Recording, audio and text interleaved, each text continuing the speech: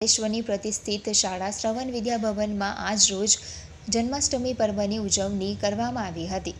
જન્માષ્ટમીના પાવન અવસરે મુખ્ય મહેમાન તરીકે પાનોલી ગુજરાત એનિમલના માલિક સચિનભાઈ પટેલ તથા તેમના ધર્મપત્ની વૈશાલીબેન પટેલ, શાળાના પ્રમુખ કિશોરભાઈ સુરતી, આચાર્ય દીપિકાબેન મોદી, શાળાના પ્રાથમિક વિભાગીય વડા જિજ્ઞાસાબેન શુક્લ, શિક્ષકો તથા વિદ્યાર્થીઓ ઉપસ્થિત રહી કાર્યક્રમની શોભામાં અભિવૃદ્ધિ કરી હતી।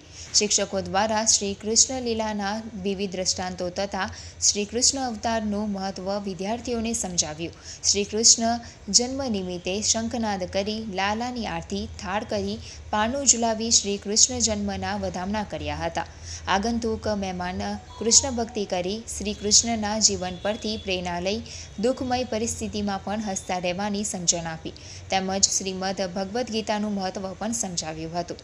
શાળાના પ્રમુખ કિશોરભાઈ સુરતીએ છોટી છોટી ગૈયા છોટે છોટે ગ્વાલ ભજન દ્વારા વિદ્યાર્થીઓને કૃષ્ણમય બનાવ્યા। વિદ્યાર્થીઓ દ્વારા જન્માષ્ટમી નિમિત્તે મનમોહક ડાન્સ રજૂ કર્યો હતો। વિદ્યાર્થીઓ દ્વારા ઉમંગભેર મટકી ફોડવામાં આવી। મહેમાન પ્રમુખ શ્રી તથા શાળાના આચાર્યોએ સૌને જન્માષ્ટમીની શુભેચ્છા પાઠવી હતી।